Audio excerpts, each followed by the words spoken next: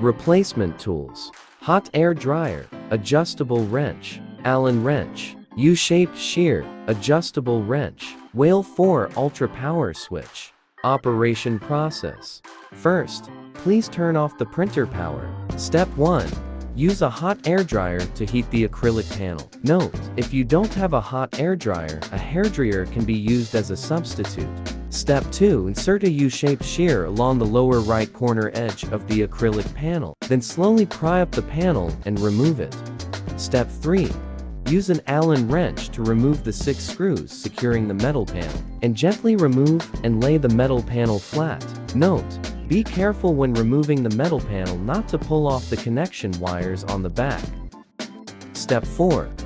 First, peel off the black cable fixation tape. Then flip the black clip upwards to remove the screen connection cable. Use the same method to remove the left side touchscreen connection cable. Step 5. Disconnect the network cable interface connection and USB extension cable. Then pull out the 4 green connector cables at the top right. Step 6. After removing the red adhesive, pull upwards to remove the remaining cables. Note, when removing the upper and lower limit switch cables, press the clip and pull them out. Step 7. Remove the Wi-Fi antenna. Step 8. Use an adjustable wrench to loosen the fixing nut of the power switch. Step 9. Open the orange fixing valve at the top. Release the locking terminal and disconnect the power switch wiring. Note, be careful to match the wiring color sequence to avoid mistakes. Step 10. Take out the replacement power switch. Unscrew the fixing nut, pass the wires through the bottom of the panel, and then screw on the fixing nut. Step 11. After wiring the power switch, tighten the fixing nut with an adjustable wrench. Step 12. Reconnect all wires according to the diagram provided. Step 13.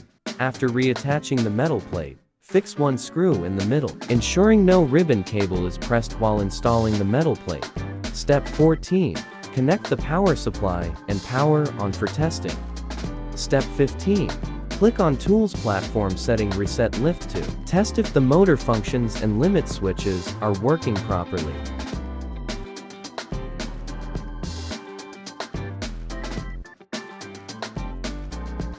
Step 16.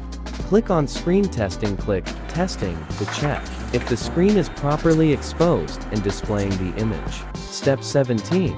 After testing, lock the remaining metal plates and fixing screws, and align the acrylic panel with the touchscreen and switch positions and stick them.